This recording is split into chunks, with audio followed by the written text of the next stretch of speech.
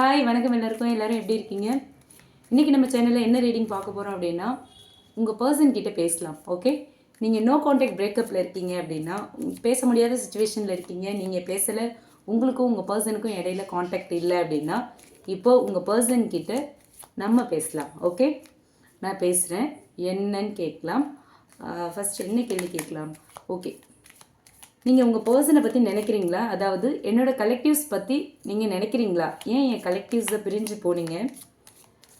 என்னோடய வியூவரை ஏன் பிரிஞ்சு போனீங்க? அவங்கள பற்றி நினைக்கிறீங்களா? ஏன் என் கலெக்டிவை பிரிஞ்சு போனீங்க? அவங்கள பற்றி நினைக்கிறீங்களா? 10 of swords, 3 of wands, ace of pentacles, 4 of cups, 4 of cups வந்திருக்கு. அடுத்து நைட் ஆஃப் பென்டிகல்ஸ். ஓகே, இப்போ டீட்டெயில்டாக பார்க்கலாம். இது ஒரு ஜென்ரல் ரீடிங், எந்த ஜெண்டர் பேஸ்டும் கிடையாது. யார் வேணாலும் எடுத்துக்கலாம். நீங்கள் ஃபீமேலாக இருந்தாலும் எடுத்துக்கலாம், மேலாக இருந்தாலும் எடுத்துக்கலாம். ஓகே, இப்போ ரீடிங்குள்ளே போகலாம். இப்போ வந்து இந்த 10 ஆஃப் ஷார்ட்ஸ் மூலிமா உங்கள் பர்சன் என்ன சொல்கிறாங்க அப்படின்னு பார்த்தோன்னா, இந்த 5 கார்ட்ஸ் மூலியமாகவே உங்கள் பர்சன் என்ன சொல்கிறாங்க அப்படின்னு பார்க்குறோம். ஓகே, என்ன சொல்கிறாங்க அப்படின்னா, நான் வந்து உங்களை விட்டு பிரிஞ்சது வந்து உங்களுக்கு 10 ஆஃப் ஷார்ட்ஸ் மாதிரி ரொம்ப பெரிய வலியாக இருந்திருக்கும், ரொம்ப அதிகமான வலியை கொடுத்துருக்கோம். நானும் அதே மாதிரி வழியில் தான் இருக்கேன். பயங்கர வலி வேதனையை கொடுத்துட்டேன் நான். என்னால் உணர முடியுது அந்த வலியை. ஆனால் அந்த டைமில் நான் அந்த முடிவை எடுத்தேன். அந்த சுச்சுவேஷனில் எனக்கு அந்த முடிவை தவிர வேறு என்ன பண்ணுறதுன்னு தெரியல. எனக்கு அந்த நேரத்தில் அதுதான் சரின்னு தோணுச்சு. அதனால் உங்களை பிரிஞ்சது சரி, அதனால தான் நான் உங்களை பிரிஞ்சேன், சரின்னு தோணுச்சு, பிரிஞ்சிட்டேன் அப்படின்னு சொல்கிறாங்க. அடுத்து இந்த 3 ஆஃப் வான்ஸ் மூலிமா என்ன சொல்கிறாங்கன்னா, நான் இப்போ வந்து ஃபார்வர்டான நிறைய யோசிச்சுட்ருக்கேன். நம்மக்கிட்ட இருந்த அந்த பொட்டென்ஷியலை வந்து நம்ம வாழ்க்கையை எப்படியெல்லாம் மாற்றிருக்கோம் அப்படின்னு நான் யோசிக்கிறேன், நான் நினைக்கிறேன்.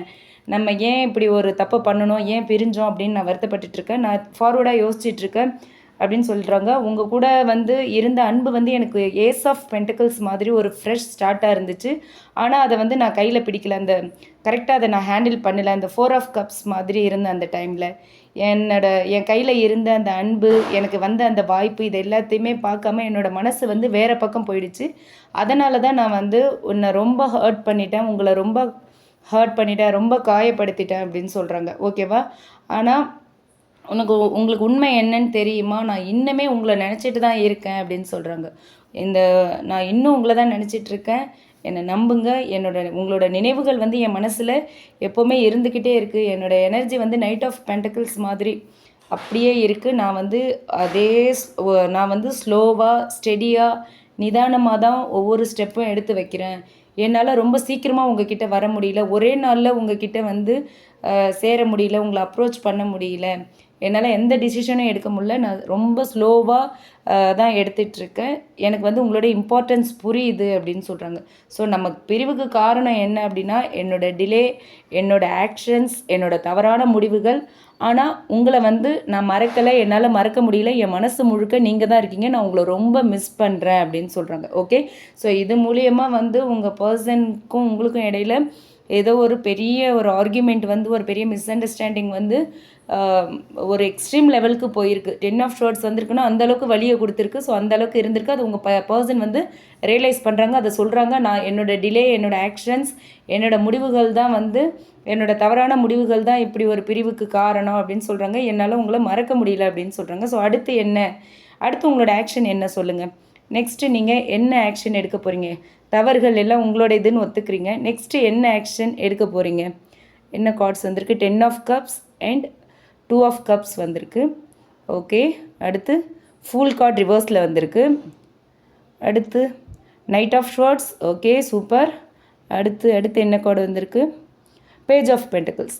ஓகே, இந்த கார்ட்ஸ் மூலமா உங்கள் பர்சன் என்ன சொல்கிறாங்க அப்படின்னா, நான் வந்து என்னோடய ஃப்யூச்சரை வந்து உங்கள் கூட தான் வச்சிட்ருக்கேன், நினைக்கிறேன், நிறைய உங்கள் கூட கனவுகள் கண்டிருக்கேன் அப்படின்னு சொல்லிகிட்ருக்காங்க. என்னோடய ஃப்யூச்சர் முழுக்க நீங்கள் தான் இருக்கீங்க. நான் வந்து என்னோடய ஃப்யூச்சர் வந்து உங்கள் கூட தான் நான் வந்து நிறைய கனவு கண்டு வச்சுருக்கேன்.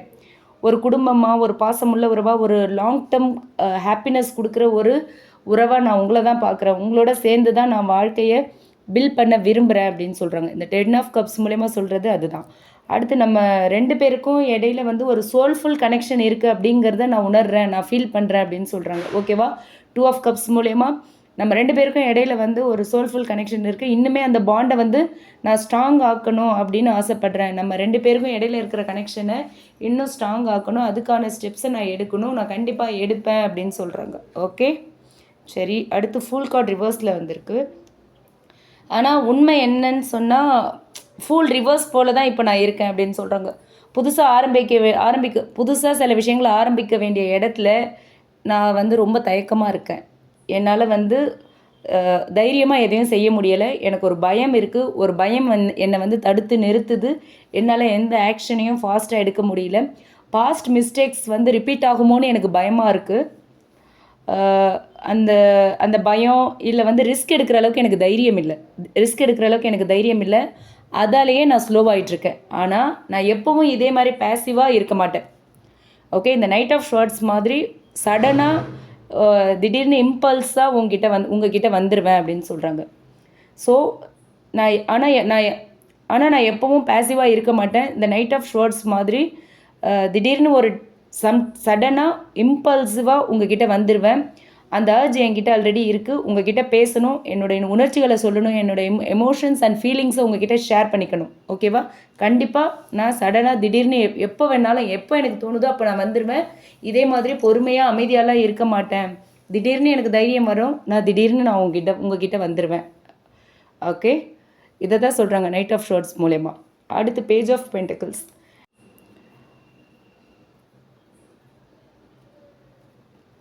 ஃபஸ்ட்டு கண்டிப்பாக ஒரு சின்ன ஸ்டெப்ஸ் ஸ்டேபிளாக ரொம்ப கேர்ஃபுல்லாக எடுப்பேன். நம்மளோட ஃப்யூச்சரை பில்ட் பண்ணுற அந்த ஒரு இன்டென்ஷனோட ஒரே நாளில் ஒரு பெரிய ப்ராமிஸஸ் இல்லாமல் ஆனால் ஒரு சின்சியர் ஸ்டார்ட் நான் பண்ணுவேன் அப்படின்னு சொல்கிறாங்க. திடீர்னு எடுத்த உடனே பெரிய ப்ராமிஸ் கொடுத்து உடனே உன்னை கல்யாணம் பண்ணிக்கிறேன் அப்படி இப்படி அந்த மாதிரி பெரிய ப்ராமிசஸ்லாம் என்னால் கொடுக்க முடியாது. பட் சின்சியராக ஒரு ஸ்டார்ட் நான் பண்ண போகிறேன் அப்படின்னு சொல்லியிருக்காங்க. ஓகே, இந்த கார்ட்ஸ் மூலயமா, இந்த 5 கார்ட்ஸ் மூலயமா உங்கள் பர்சன் சொல்லியிருக்கிறது என்னென்னா, ஃப்யூச்சரை பில்ட் பண்ணணும் அப்படிங்கிற ஆசை வந்து அவங்கக்கிட்ட இருக்குது. அவங்களோட நெக்ஸ்ட் ஆக்ஷன் ஃப்யூச்சரை உங்கள் கூட பில்ட் பண்ணணும். ஸ்ட்ராங்காக இருக்குது அந்த ஆசை. ஓகேவா? ஆனால் ஒரு பயம் இருக்குது, ஹெசிடேஷன் இருக்குது. அவங்கள வந்து அது எல்லாமே ரொம்ப ஸ்லோ பண்ணுது. எந்த ஆக்ஷனும் ஃபாஸ்ட்டாக எடுக்க முடியல. ஆனால் சடன் அப்ரோச் வந்து கண்டிப்பாக இருக்கும். ஒரு ஸ்மால் அண்ட் ஜென்யூன் எஃபோர்ட் கண்டிப்பாக வந்து பண்ணுவேன் அப்படின்னு சொல்கிறாங்க. Knight of swords and page of pentacles இருக்குது அப்படிங்கிறதுனால சடன் அப்ரோச் இருக்குது அண்ட் ஒரு ஜென்யூனான ஒரு எஃபோர்ட் உங்கள் பர்சன் போட போகிறாங்க. அதுதான் இந்த கார்ட்ஸ் மூலயமா உங்கள் பர்சன் நமக்கு சொல்லியிருக்காங்க. ஓகே, அடுத்து ஷோராக ரீகன்சைல் பண்ணுவாங்களா அப்படின்னு கேட்கலாம். ஃப்யூச்சரை பற்றிலாம் பேசியிருக்காங்க. உங்கள் கூட தான் எதிர்காலம் கனவெல்லாம் கண்டு வச்சுருக்கேன்னு சொல்லிகிட்டு இருக்காங்க உங்கள் பர்சன். ஸோ அவங்கள நம்பலாமா கேட்போம் உங்கள் பர்சன்கிட்ட. எதையும் என் வீவர் கூட ஷோராக ரீகன்சைல் பண்ணுவீங்களா? அந்த இன்ட்ரெஸ்ட் இருக்கா உங்களுக்கு?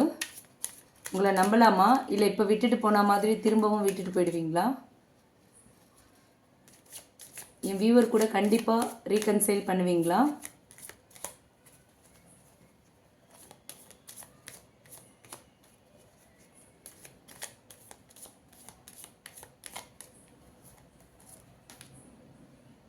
ஃபஸ்ட் 8 ஆஃப் வான்ஸ் வந்தது, நைட் ஆஃப் கப்ஸ் வந்திருக்கு. அடுத்து the embrace,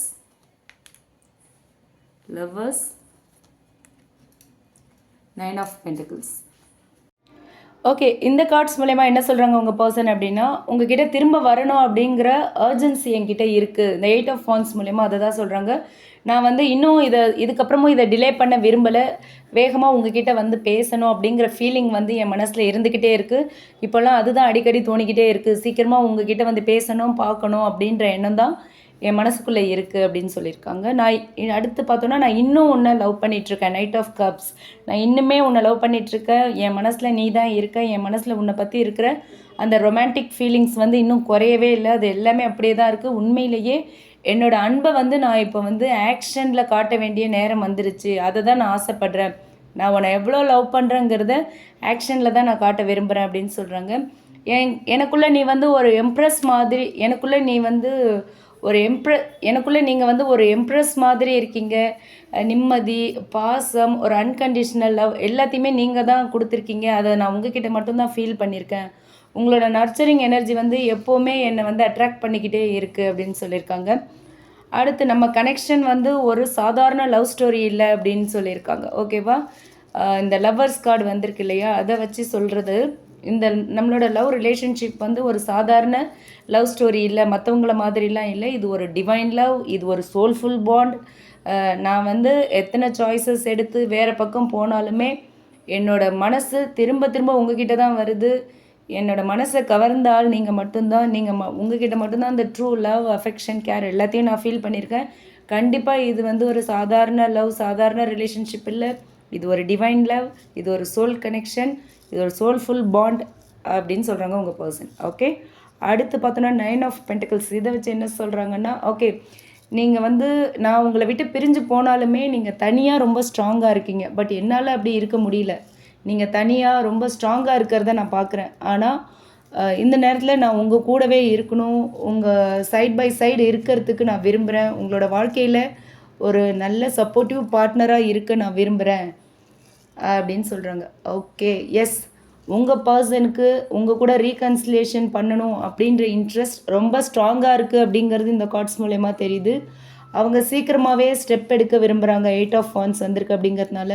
so night of cups வந்திருக்கிறதுனால அவங்க வந்து ஒரு நல்ல லவ் ஃபீலில், அதே லவ் பழைய காதலோட உங்ககிட்ட வருவாங்க. உங்களை ஒரு சோல்மேட், ஒரு லைஃப் பார்ட்னர் மாதிரி பார்க்குறாங்க. ஓகே, அடுத்து அவங்களுக்கு வந்து உங்கள் மேலே ஒரு டீப் ரெஸ்பெக்ட் இருக்குது. ரொம்பவே உங்களை பார்த்து அட்மையர் ஆகுறாங்க. எம்ப்ரஸ் அண்ட் 9 ஆஃப் பென்டிகல்ஸ் மூலயமா அது வந்து நமக்கு கன்ஃபார்ம் ஆகுது. ஓகே, ஃபஸ்ட்டு நம்ம கேட்டோம், ஏன் பிரிஞ்சிங்க, அவங்கள பற்றி யோசிக்கிறீங்களா அப்படின்னு கேட்டோம். ஓகே, அதாவது என்னோடய கலெக்டிவ்ஸை ஏன் பிரிஞ்சிங்க, அவங்கள பற்றி யோசிக்கிறீங்களான்னு கேட்டோம்.